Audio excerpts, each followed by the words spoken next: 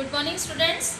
Let's start our chapter number 2, that was the origin of the earth, in which we already discussed our star formation, planet formation, our solar system and the moon formation in the last lecture.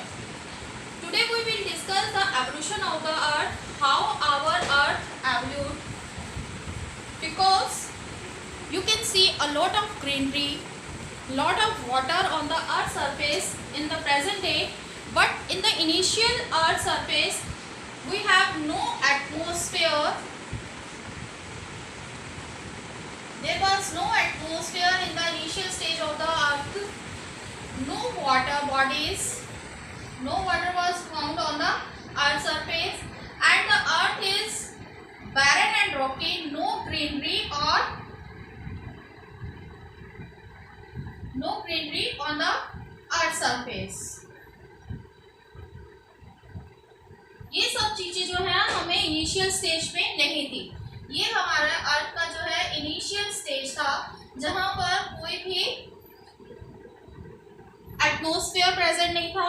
जो initial atmosphere था उसमें सिर्फ 2 gases थी, that was hydrogen and helium. These were 2 gases which were present in the atmosphere of the initial stage of the earth, but there was no water, no greenery at the initial stage. How the earth evolved, how the atmosphere developed, how the water bodies developed, or how the lithosphere developed, one by one we will discuss it. First of all, we will discuss the lithosphere. How the lithosphere evolved. जो आज हम present day lithosphere देखते हैं वो कैसे एवोल्व हुआ. First of all, जो हमारा अर्थ है वो हमारे एटमॉस्फेयर के आउटर एंड से लेकर, from the outer end to the earth centre,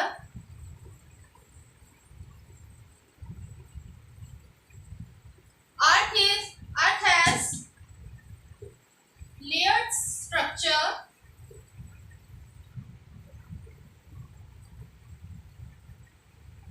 आज हम जो अपना प्रेजेंट डे का अर्थ देखते हैं उसमें हमारे आउटर एंड से लेकर, आउटर एंड मींस एटमॉस्फेयर की जो ऊपर की लेयर है उससे लेकर अर्थ के सेंटर में यानी अर्थ के कोर तक हमें टोटली क्या मिलता है, अर्थ का लेयर्ड स्ट्रक्चर मिलता है.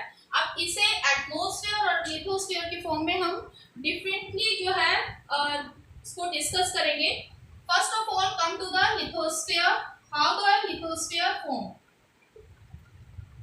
As you know, when the matter and energy scattered in the universe, it was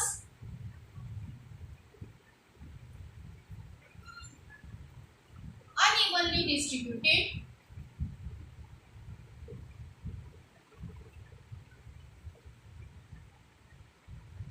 Unevenly distributed जो मैटर था वो क्या था कि बहुत ही डिफरेंट टाइप के साइजेस में था. कुछ ऐसे ही जैसे कि साइज डिफरेंस अगर हमें इसमें मिलता था मैटर में, तो इसके साथ साथ इसका वेट डिफरेंस जो है वो भी हमें मिलता था. तो साइज और वेट दोनों में ही जो है वो मैटर हमें डिफरेंट कंडीशन में मिलता था. अब कुछ जो मैटर है वो कैसा था, heavy, and some was in lighter. कुछ मैटर बहुत ज्यादा हैवी वेट में था और कुछ जो है लाइटर में होगा. अब जब हमें हैवी और लाइटर डिफरेंट वेट्स के या डिफरेंट साइज का मैटर होंगे तो इसका मतलब उससे क्या होगी, उनकी डेंसिटी भी क्या होगी, डिफरेंस होगी. उनकी डेंसिटी में भी क्या आ जाएगा, डिफरेंस आ जाएगा. Heavy material have the high density and the lighter material will have the low density. So it led to the difference in the density, and according to the density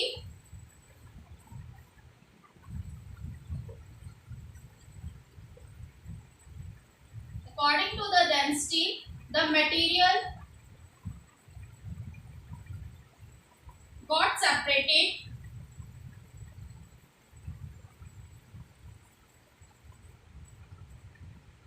from inside the earth.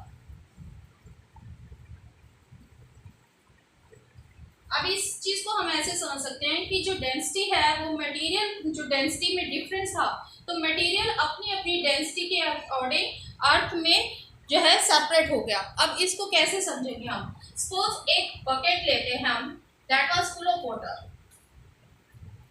एक bucket लिया हमने जो पानी से पूरी तरह से भरा हुआ है। अब उसमें आप बाहर से लेकर कुछ जो है डस्ट या मिट्टी जो है वो डाल दो। अब क्या होगा कि जो बकेट में पानी है, इसमें जो पानी है इसमें आपने डस्ट डाल दिया। अब डस्ट में क्या होगा, उसमें मिट्टी में क्या होंगे, कुछ लार्ज जो है पार्टिकल्स भी होंगे, कुछ स्मॉल पार्टिकल्स भी होंगे और कुछ बहुत ही फाइन पार्टिकल्स होंगे। जैसे ही आप पानी में वो मिट्टी डालोगे तो क्या होगा कि जो लार्ज पार्टिकल्स हैं यानी रूड़े हैं, कंकड़ हैं, वो जाकर कहाँ चले जाएंगे, बिल्कुल बकेट के बॉटम में। ठीक है, उससे जो फाइन पार्टिकल्स होगा वो इससे ऊपर होगा, जो स्मॉल पार्टिकल्स होंगे वो इसके ऊपर होंगे, और बहुत ही जो फाइन पार्टिकल्स होंगे, बहुत ही बारीक कण होंगे, वो आपको इसमें प्लॉट करते हुए नजर आएंगे। तो क्या होता है कि जब आपने मिट्टी डाली तो वो अपनी डेंसिटी के अकॉर्डिंग बकेट में सेटल डाउन हो गए। सेम प्रोसीजर जो है अर्थ में हुआ।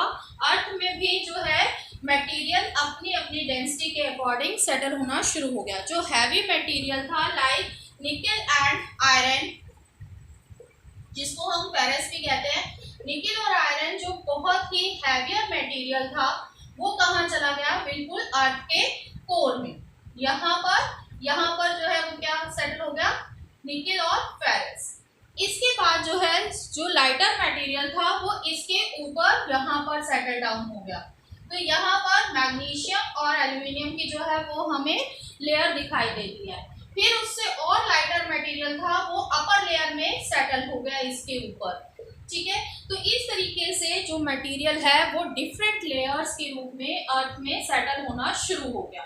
नाउ व्हाट हैपेंड, क्योंकि ये जो ऊपर की लेयर है वो किसके कांटेक्ट में थी, एटमॉस्फेयर के कांटेक्ट में थी, ओपन लेयर थी। ठीक है, तो धीरे धीरे कोई चीज, क्योंकि स्टार्टिंग में हमने कहा कि अर्थ बहुत ही हॉट बॉल के रूप में थी, स्फीयर के रूप में थी, तो यहाँ पर ये सारा मटेरियल भी क्या था, बहुत ही हॉट मटेरियल था और लिक्विड फॉर्म में था।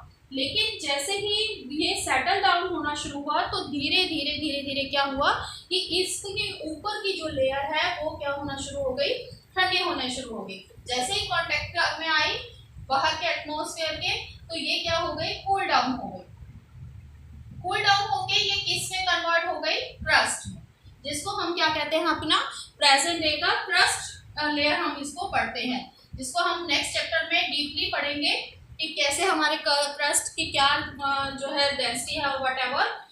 बट इससे क्या हुआ कि हमारी फर्स्ट लेयर जो है ऊपर की, जिसे हम टॉप लेयर कहते हैं, दैट वाज क्रस्ट। इसके नीचे की जो लेयर है उसे हम क्या कहते हैं, second layer is known as mantle, and the third layer is also have two parts, outer core and the last one is inner core. अब क्या होगा कि जैसे आप एक चीज लेते हो, आपके कोई भी चीज आप बनाते भी हो, घर में कुछ भी बनाते हो, तो उसका क्या होगा, ऊपर की लेयर जो है वो बिल्कुल जल्दी से ठंडी हो जाएगी। लेकिन अगर उसका हम इंटरनल पार्ट देखेंगे तो वो उसके कंपैरेटिवली अभी भी गर्म होगा, उसको टाइम लगेगा। तो सेम ऐसे हुआ, फर्स्ट लेयर ठंडी हो गई, जो क्या हो गई, सॉलिड में कन्वर्ट हो गई।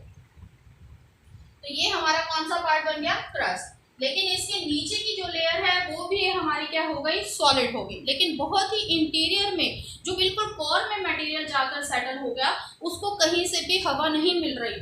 तो इसका मतलब वो आज भी किस फॉर्म में है, लिक्विड फॉर्म में है, जहां पर टेम्परेचर, इसमें हम कह सकते हैं यहाँ पर टेम्परेचर भी जो है वो बहुत ज्यादा हाई है, मटेरियल हैवी है, तो यहाँ पर डेंसिटी भी जो है वो बहुत हाई है। अब इसको हम ऐसे भी कह सकते हैं कि जैसे जैसे हम टॉप लेयर से एंड अर्थ के सेंटर में जाते हैं, inside the earth, when we move from the top layer to the inside of the earth, the temperature and density both increases. दोनों ही जो है वो क्या होती जाती है, इंक्रीज होती जाती है। और इसी के कारण जो है आज तक हम जो इनर कोर है वहां तक नहीं पहुंच पाए हैं। इसको हम आगे अच्छे से डिस्कस करेंगे, बट जो हमारा टॉपिक है that is the formation of the lithosphere. तो इस तरीके से हमारे अर्थ के लिथोस्फीयर जो है वो जनरेट हुआ। अब इसमें जो मटेरियल, ये प्रोसेस जब मटेरियल जो है वो अपनी डेंसिटी के अकॉर्डिंग सेटल डाउन हो गया, so the process by which the earth forming material got separated according to their density is called differentiation। जैसा अभी मैंने बताया कि सबसे पहले नीचे की लेयर में क्या आएगा, हैवियर मटेरियल, फिर उससे जो स्थिति में लाइटर, और ऊपर की में मोर लाइटर मटेरियल जो है वो फाइन हमें मिलता है। तो इसे हम क्या कहेंगे, लेयर स्ट्रक्चर फॉर्म होता है अकॉर्डिंग टू द डेंसिटी, और मटेरियल जो है वो according to their density settle down हो गया। That process is known as differentiation. It leads to the layered structure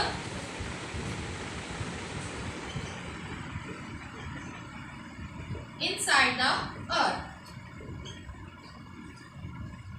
जिससे हमें लेयर स्ट्रक्चर मिलता है, जिसको हम यहाँ कह सकते हैं crust, topmost layer, second layer is mantle, and third one is core. So this is the process of the formation of lithosphere of the earth.